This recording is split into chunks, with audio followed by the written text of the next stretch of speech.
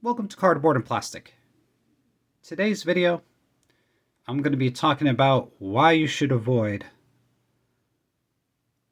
low-grade cards for vintage with great eye appeal. And so, I think a lot of people aren't going to like the truth of this video, but we have gotten to a point where it is pretty out of control. This is the big thing that I've been doing all throughout when I entered the hobby back in 2020. I've been staying away from what the hobby is telling me what to buy. So back in 2020, when I came back into the hobby, I collected what I wanted to collect when I was younger. So a lot of the 80s basketball, baseball, and also 90s basketball. And so I bought a lot of those cards for pretty cheap. I graded those, got good grades. Then all of a sudden, the prices of those went out of control during the COVID boom. So I got out of those cards. I sold a lot of them. And then I said, okay, well, the vintage is a really good deal right now. So I went fully into vintage. And I started to buy low grade cards with great eye appeal. For instance, I have a 1955 PSA 4 Hank Aaron. And this card, a little rough with the corners, but great centering, great color, fantastic card. I bought this raw, and I graded this with CSG just to have it in a holder. Beautiful card, great centering, and this is what I was looking for. Great color, great centering, great eye appeal. And I was working on my Hank Aaron run for a while, and then sometime last year, a lot of new people enter the hobby in vintage because their ultra modern cards went down. And then they started listening to other YouTube videos and people that have been in the hobby for a while. And I guess they thought they reinvented the wheel. And they said, you have to buy only low grade, great eye appeal vintage. That's the best deal in the hobby. Buy the card, not the grade. Well, we've actually gotten to the point now where I'm going to buy the grade and not the card. This is something that sometimes you can't avoid, right? So, for instance, I'm going to buy low-graded oddball, what we call oddball cards, or not mainstream tops cards, right? Whatever grade I could get that I like the card. So this card got a 1 because it has writing on the back, but it is a play ball Joe DiMaggio. There's not many of these out there. They go for a huge premium. I like the card. I like the centering. I like the image on the front. I could deal with writing on the back. Also, Bowman. I think early Bowman cards. Great deals for the 4s and the 3s. Right? So, beautiful card.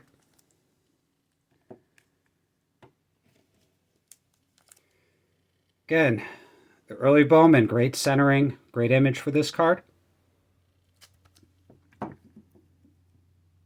bought the card not that great, right? So I still think this applies. Buy the card, not the grade, for earlier like Bowmans and the T26s, the Gaudis, things like that. Right, great centering. I think just a person got their dirty fingers on this card. Probably crack that out, clean that off a little bit. So, with a lot of Topps cards now, from the 50s, 60s, 70s, they're not very rare. But a lot more being graded, and a lot of them are lower condition, but they have good centering, and they're fetching premiums that are absolutely ridiculous right now. So, what I'm doing currently is I am buying the best grade that I can get for a card before it doubles. So, I'll let you, so for instance, these cards. I would never buy these cards. I got these graded, but these 8s And all these 8s, they go for over $100. However, you could buy 7s for all these cards I'm going to show you for over half the price. Right? So, but by the way, if you get a 7 of this card, you're going to pay about $50, $60. And if you buy a 6 of this card, it's going to be $50. You're really not going to save anything going from a 7 down to a 6. So why not just look at all the 7s and buy the best 7 of this card possible? Same thing with this. I bought this, I graded it, got an 8. I would never buy an 8, but I would buy a 7.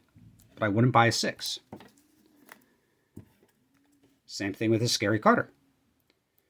Right? So really for the 1970s collector grades, right? The 1970s, get a 7. They are some of the best deals right now. And so this card I bought for cheap because it was a 7, not an 8. And notice, though, it doesn't have that ugly print effects on the bottom. That's what I was looking for this card. So when I bought this card, the raw prices were way too high.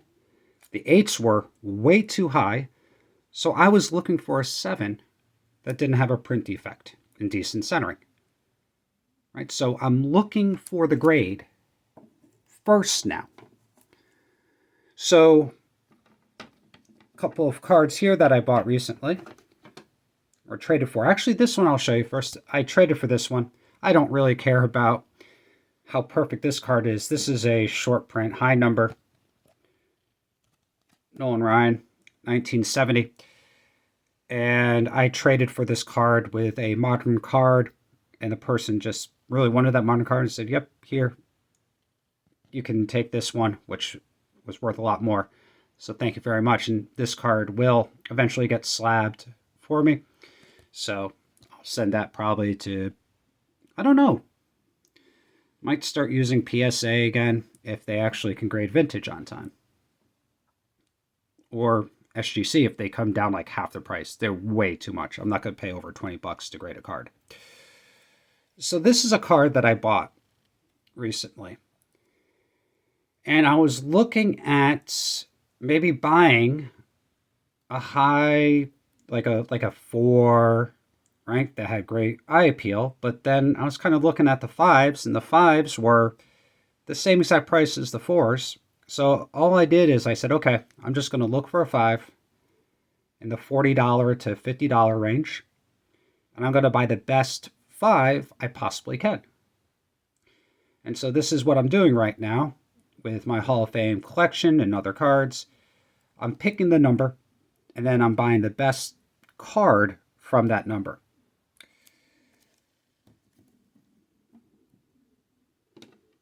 Now, I wasn't looking for these cards, but I saw these on eBay, and they're about $25 a piece, and 8s go for a lot more, and I don't even care about the company. Like, all these companies are about the same, even though people don't want to hear it. They want to think, oh, SGC is the best. Like, even like GMA can grade a card. It's not that hard when you have like 6 and 7s. I know a lot of people think that there's only one grading company that does the best job. They all are fine.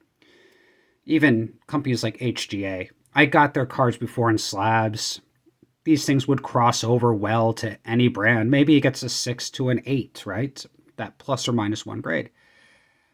But for this card, for $25, I just said, okay, I already have one. And I said, I'm just going to buy this. I hate the color splash labels, by the way.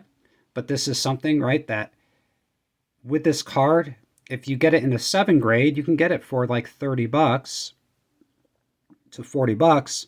But if you go up to an 8, it's double the price. So even for these 1980 cards, really, I think the 7s are the best. And here's an old label, CSG. Again, under $30. The centering isn't perfect with this, but all the centering sucks with these cards.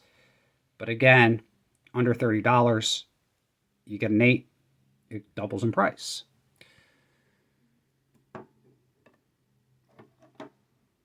So let me know in the comments, are you still looking for the high eye appeal low grade cards, or are you starting to actually buy the grade?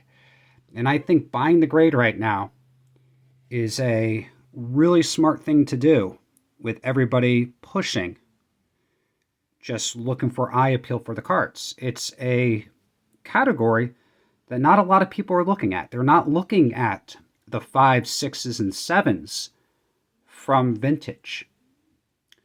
So again, just if you want high eye appeal, pay a premium, go ahead, because you are the one that's collecting. So have a great day and keep on collecting.